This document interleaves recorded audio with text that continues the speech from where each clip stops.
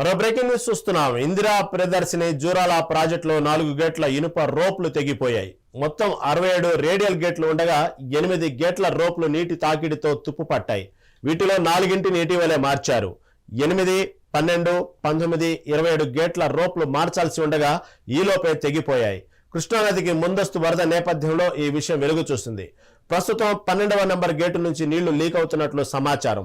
మరికొన్ని గేట్లు రబ్బర్ నీళ్లు దెబ్బతిన్నాయని తెలుస్తుంది.